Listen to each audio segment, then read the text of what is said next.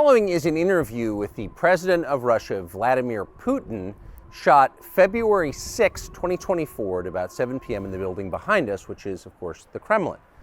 The interview, as you will see if you watch it, is primarily about the war in progress, the war in Ukraine, how it started, what's happening, and most pressingly, how it might end. One note before you watch. At the beginning of the interview, we asked the most obvious question, which is, why did you do this? Did you feel a threat, an imminent physical threat? And that's your justification. And the answer we got shocked us. Putin went on for a very long time, probably half an hour, about the history of Russia going back to the 8th century. And honestly, we thought this was a filibustering technique and found it annoying and interrupted him several times. And he responded he was annoyed by the interruption. But we concluded in the end, for what it's worth, that it was not a filibustering technique. There was no time limit on the interview. We ended it after more than 2 hours. Instead, what you're about to see seemed to us sincere, whether you agree with it or not. Vladimir Putin believes that Russia has a historic claim to parts of Western Ukraine. So our opinion would be to view it in that light, as a sincere expression of what he thinks. And with that, here it is. Mr. President, thank you. On February 22nd, 2022, you addressed your country in a nationwide address when the conflict in Ukraine started. And you said that you were acting because you had come to the conclusion that the United States, through NATO, might initiate a, quote, surprise attack on our country. And to American ears, that sounds paranoid. Tell us why you believe the United States might strike Russia out of the blue. How did you conclude that? It's not that America, the United States, was going to launch a surprise strike on Russia. I didn't say that. Are we having a talk show or a serious conversation?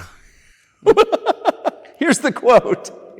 Thank you. It's a formidable, serious talk. Because your basic education is in history, as far as I understand. Yes.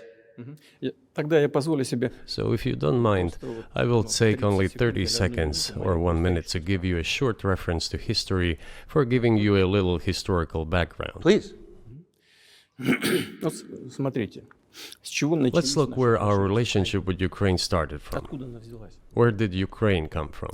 The Russian state started gathering itself as a centralized statehood, and it is considered to be the year of the establishment of the Russian state in 862, when the townspeople of Novgorod invited a Varangian prince, Rurik, from Scandinavia to reign. In 1862, Russia celebrated the 1000th anniversary of its statehood.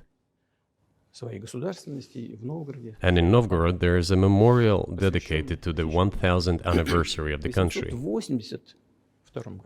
In 882, Rurik's successor, Prince Oleg, who was actually playing the role of regent at Rurik's younger son, because Rurik had died by that time, came to Kiev.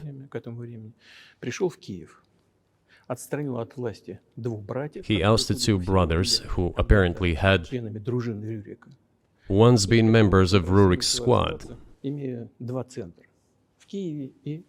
So Russia began to develop with two centers of power, Kiev and Novgorod. The next very significant date in the history of Russia was 988. This was the baptism of Russia, when Prince Vladimir, the great-grandson of Rurik, baptized Russia and adopted Orthodoxy, or Eastern Christianity. From this time, the centralized Russian state began to strengthen. Why? Because of the single territory, integrated economic ties, one and the same language, and, after the baptism of Russia, the same faith and rule of the prince. The centralized Russian state began to take shape. Back in the Middle Ages, Prince Yaroslav the Wise introduced the order of succession to a throne. But after he passed away, it became complicated for various reasons. The throne was passed not directly from father to eldest son, but from the prince who had passed away to his brother, then to his sons in different lines. All this led to the fragmentation and the end of Rus as a single state. There was nothing special about it. The same was happening then in Europe.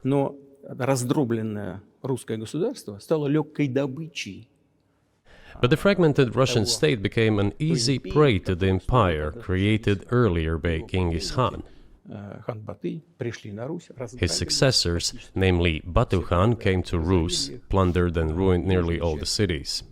The southern part, including Kiev, by the way, and some other cities, simply lost independence, while northern cities preserved some of their sovereignty. They had to pay tribute to the horde, but they managed to preserve some part of their sovereignty. And then a unified Russian state began to take shape with its center in Moscow. The southern part of Russian lands, including Kiev, began to gradually gravitate towards another magnet, the center that was emerging in Europe. This was the Grand Duchy of Lithuania. It was even called the Lithuanian-Russian Duchy, because Russians were a significant part of this population. They spoke the old Russian language and were Orthodox. But then there was a unification, the union of the Grand Duchy of Lithuania and the Kingdom of Poland. A few years later, another union was signed, but this time already in the religious sphere. Some of the Orthodox priests became subordinate to the Pope. Thus, these lands became part of the Polish-Lithuanian state.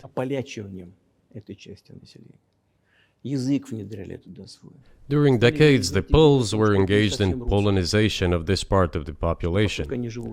They introduced their language there, tried to entrench the idea that this population was not exactly Russians, that because they lived on the fringe, they were Ukrainians.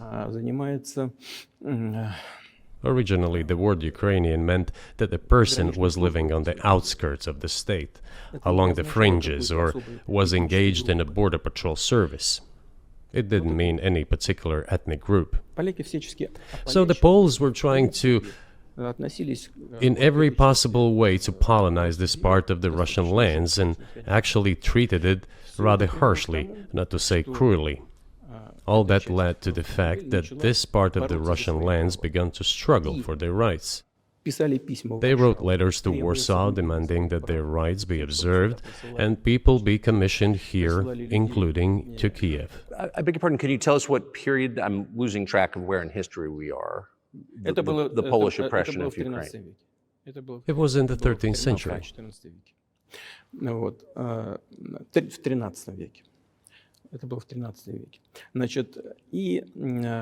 Now I will tell you what happened later and give the dates so that there is no confusion. And in 1654, even a bit earlier, the people who were in control of the authority over that part of the Russian lands addressed Warsaw, I repeat, demanding that they send them to rulers of Russian origin and Orthodox faith. When Warsaw did not answer them, and in fact rejected their demands, they turned to Moscow, so that Moscow took them away. So that you don't think that I'm inventing things, I'll give you these documents. Well, it doesn't sound like you're inventing it. I'm not sure why it's relevant to what happened 2 years ago. But still, these are documents from the archives, copies. Here are the letters from Bogdan Khmelnytsky, the man who then controlled the power in this part of the Russian lands that is now called Ukraine. He wrote to Warsaw demanding that their rights be upheld. And after being refused, he began to write letters to Moscow, asking to take them under the strong hand of the Moscow Tsar. There are copies of these documents. I will leave them for your good memory. There is a translation into Russian. You can translate it into English later. Russia would not agree to admit them straight away, assuming that the war with Poland would start. Nevertheless, in 1654, the Pan-Russian Assembly of top clergy and landowners, headed by the Tsar, which was the representative body of the power of the old Russian state, decided to include a part of the old Russian lands into Moscow Kingdom. As expected, the war with Poland began. It lasted 13 years, and then in 1654, a truce was concluded. And 32 years later, I think, a peace treaty with Poland, which they called Eternal Peace, was signed. And these lands, the whole left bank of Dnieper, including Kiev, went to Russia. And the whole right bank of Dnieper remained in Poland. Under the rule of Catherine the Great, Russia reclaimed all of its historical lands, including in the south and west. This all lasted until the revolution.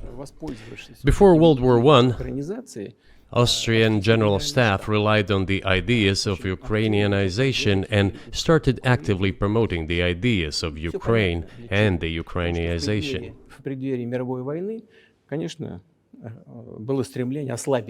Their motive was obvious.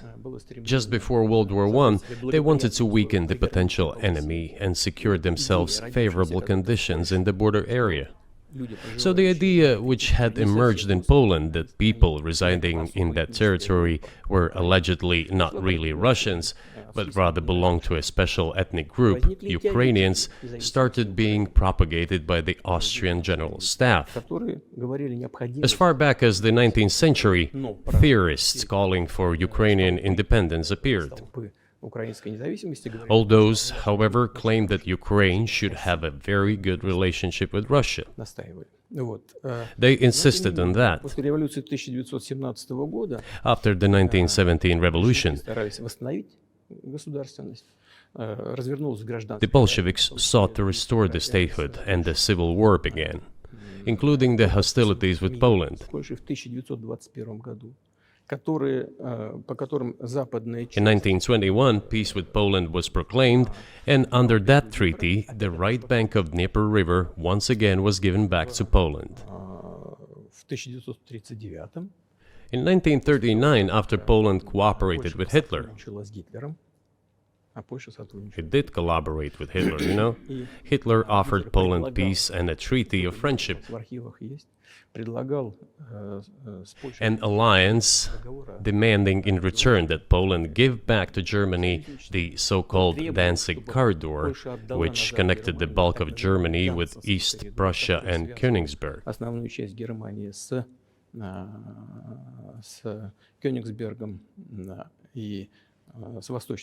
After World War I, this territory was transferred to Poland, and instead of Danzig, a city of Gdansk emerged. Hitler asked them to give it amicably, but they refused. Of course. Still, they collaborated with Hitler and engaged together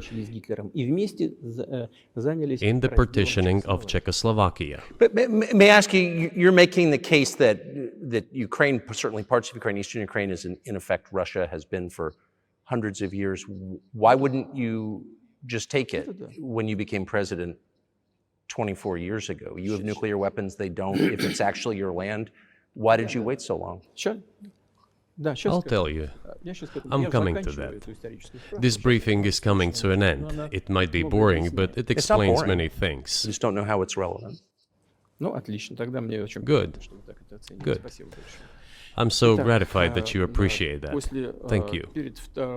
So, before World War II, Poland collaborated with Hitler, and although it did not yield to Hitler's demands, it still participated in the partitioning of Czechoslovakia together with Hitler, as the Poles had not given the Danzig corridor to Germany and went too far, pushing Hitler to start World War II by attacking them.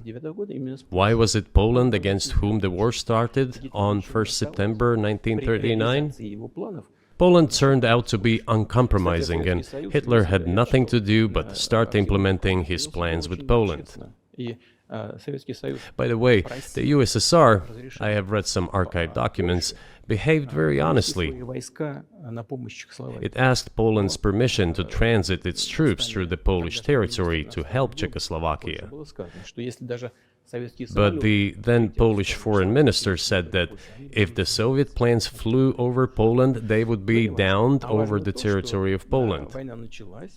But that doesn't matter. What matters is that the war began, and Poland fell prey to the policies it had pursued against Czechoslovakia, as under the well-known Molotov-Ribbentrop Pact. Part of the territory, including western Ukraine, was to be given to Russia. Thus, Russia, which was then named as USSR, regained its historical lands. After the victory in the Great Patriotic War, as we call World War II, all those territories were ultimately enshrined as belonging to Russia, to the USSR. As for Poland, it received, apparently in compensation, the lands which had originally been German. The eastern parts of Germany, these are now western lands of Poland. Of course, Poland regained access to the Baltic Sea and Danzig, which was once again given its Polish name.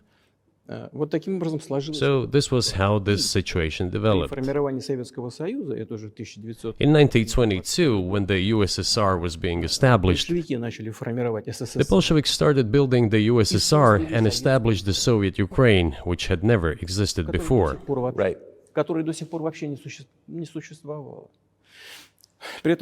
Stalin insisted that those republics be included in the USSR as autonomous entities.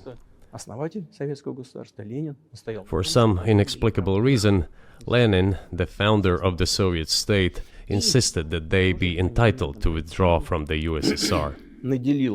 And again, for some unknown reasons, he transferred to that newly established Soviet Republic of Ukraine some of the lands together with people living there, even though those lands had never been called Ukraine, and yet they were made part of that Soviet Republic of Ukraine.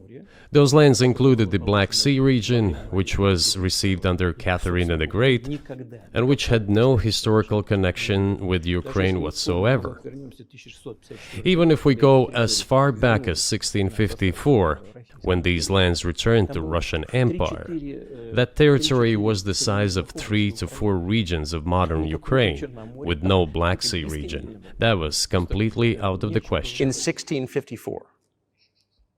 Exactly. You obviously have encyclopedic knowledge of this region, but why didn't you make this case for the first 22 years as president that Ukraine wasn't a real country?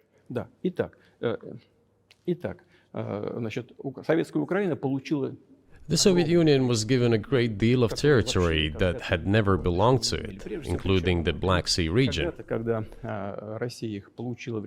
At some point, when Russia received them as an outcome of the Russo-Turkish Wars, they were called New Russia or Novorossiya. But that does not matter. What matters is that Lenin, the founder of the Soviet state, established Ukraine that way.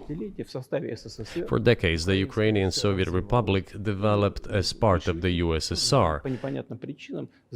And for unknown reasons, again, the Bolsheviks were engaged in Ukrainianization. It was not merely because the Soviet leadership was composed to a great extent of those originating from Ukraine. Rather, it was explained by the general policy of indigenization pursued by the Soviet Union. Same things were done in other Soviet republics. This involved promoting national languages and national cultures, which is not a bad in principle. That is how the Soviet Ukraine was created. After the World War II, Ukraine received, in addition to the lands that had belonged to Poland before the war, part of the lands that had previously belonged to Hungary and Romania. So Romania and Hungary had some of their lands taken away and given to the Soviet Ukraine, and they still remain part of Ukraine. So in this sense, we have every reason to affirm that Ukraine is an artificial state that was shaped at Stalin's will. Do you believe Hungary has a right to take its land back from Ukraine, and that other nations have a right to go back to their 1654 borders?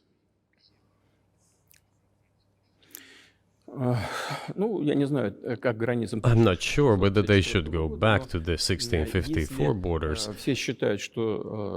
But given Stalin's time, so-called Stalin's regime, which as many claim saw numerous violations of human rights and violations of the rights of other states,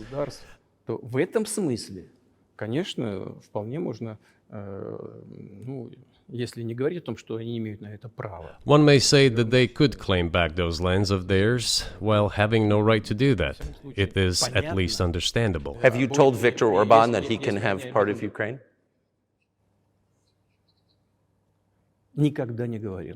Never. I have never told him, not a single time. We have not even had any conversation on that, but I actually know for sure that Hungarians who live there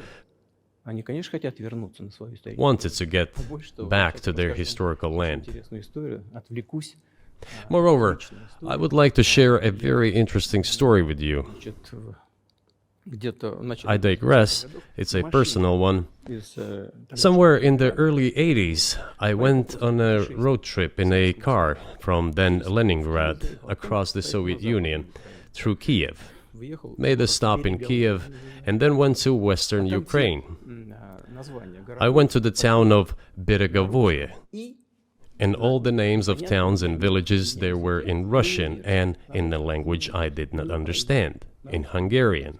In Russian and in Hungarian. Not in Ukrainian, in Russian and in Hungarian. I was driving through some kind of village and there were men sitting next to the houses and they were wearing black three-piece suits and black cylinder hats. I asked, are they some kind of entertainers? I was told, no, they were not entertainers, they're Hungarians. I said, what are they doing here? What do you mean? This is their land, they live here. This was during the Soviet time in the 1980s. They preserved the Hungarian language, Hungarian names, and all their national costumes. They are Hungarians and they feel themselves to be Hungarians. And of course, when now there is an infringement. Well, that is, and there's a lot of that, though. I think many nations are upset about Transylvania as well, as you obviously know. But many nations feel frustrated by the redrawn borders of the wars of the 20th century. And wars going back 1,000 years, the ones that you mentioned. But the fact is that you didn't make this case in public until 2 years ago, February. And in the case that you made, which I read today, you explain at great length that you felt a physical threat from the West in NATO, including potentially a nuclear threat. And that's what got you to move. Is that a fair characterization of what you said?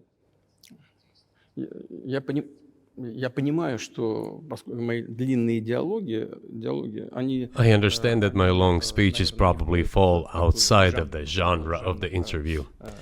That is why I asked you at the beginning, are we going to have a serious talk or a show?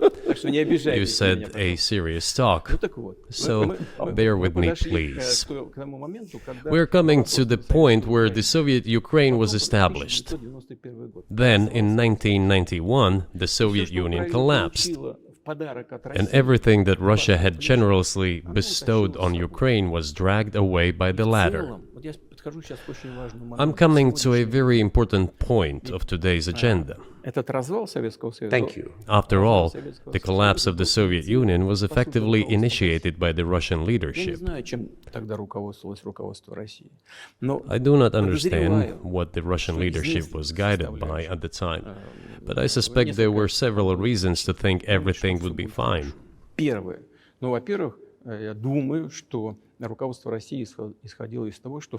First, I think that then Russian leadership believed that the fundamentals of the relationship between Russia and Ukraine were, in fact, a common language. More than 90% of the population there spoke Russian. Family ties. Every third person there had some kind of family or friendship ties. Common culture, common history. Finally, common faith, coexistence with a single state for centuries, and deeply interconnected economies. All of these were so fundamental. All these elements together make our good relationships inevitable. The second point is a very important one. I want you, as an American citizen, and your viewers to hear about this as well. The former Russian leadership assumed that the Soviet Union had ceased to exist, and therefore there were no longer any ideological dividing lines. Russia even agreed voluntarily and proactively to the collapse of the Soviet Union, and believed that this would be understood by the so-called civilized West as an invitation for cooperation and association. That is what Russia was expecting, both from the United States and the so-called collective West as a whole. There were smart people, including in Germany, Egon Bahr, a major politician of the Social Democratic Party, who insisted in his personal conversations with the Soviet leadership on the brink of the collapse of the Soviet Union that a new security system should be established in Europe. Help should be given to unify Germany, but a new system should be also established to include the United States, Canada, Russia, and other Central European countries. Yes. But NATO needs not to expand. That's what he said. If NATO expands, everything would be just the same as during the Cold War, only closer to Russia's borders. That's all. He was a wise old man, but no one listened to him. In fact, he got angry once. If, he said, you don't listen to me, I'm never setting my foot in Moscow once again. Everything happened just as he had said. Well, of course, it did come true, and you've mentioned this many times. I think it's a fair point, and many in America thought that relations between Russia and the United States would be fine with the collapse of the Soviet Union and the end of the Cold War, that the opposite happened. But you've never explained why you think that happened, except to say that the West fears a strong Russia, but we have a strong China the West does not seem very afraid of. What about Russia, do you think, convinced policymakers they had to take it down? The West is afraid of strong China more than it fears a strong Russia, because Russia has 150 million people and China has 1.5 billion population, and its economy is growing by leaps and bounds, or 5% a year. It used to be even more. But that's enough for China. As Bismarck once put it, potentials are the most important. China's potential is enormous. It is the biggest economy in the world today in terms of purchasing power parity and the size of the economy. It has already overtaken the United States quite a long time ago, and it is growing at a rapid clip. Let's not talk about who is afraid of whom. Let's not reason in such terms. And let's get into the fact that after 1991, when Russia expected that it would be welcomed into the brotherly family of civilized nations, nothing like this happened. You tricked us. I don't mean you personally when I say you. Of course, I'm talking about the United States. The promise was that NATO would not expand eastward, but it happened 5 times. There were 5 waves of expansion. We tolerated all that. We were trying to persuade them. We were saying, please don't. We are as bourgeois now as you are. We are market economy and there is no communist party power. Let's negotiate. Moreover, I have also said this publicly before. There was a moment when a certain rift started growing between us. Before that, Yeltsin came to the United States. Remember, he spoke in Congress and said the good words, God bless America. Everything he said were signals. Let us in. Remember the developments in Yugoslavia before the Yeltsin was lavished with praise? As soon as the developments in Yugoslavia started, he raised his voice in support of Serbs, and we couldn't but raise our voices for Serbs in their defense. I understand that there were complex processes underway there, I do, but Russia could not help raising its voice in support of Serbs, because Serbs are also a special and close to us nation, with Orthodox culture and so on. It's a nation that has suffered so much for generations. Well, regardless, what is important is that Yeltsin expressed his support. What did the United States do? In violation of international law and the UN Charter, it started bombing Belgrade. It was the United States that let the genie out of the bottle. Moreover, when Russia protested and expressed its resentment, what was said? The UN Charter and international law have become obsolete. Now everyone invokes international law, but at that time they started saying that everything was outdated. Everything had to be changed. Indeed, some things need to be changed, as the balance of power has changed. It's true, but not in this manner. Yeltsin was immediately dragged through the mud, accused of alcoholism, of understanding nothing, of knowing nothing. He understood everything, I assure you. Well, I became president in 2000. I thought, okay, the Yugoslav issue is over, but we should try to restore relations. Let's reopen the door that Russia had tried to go through. And moreover, I said it publicly, I can reiterate. At a meeting here in the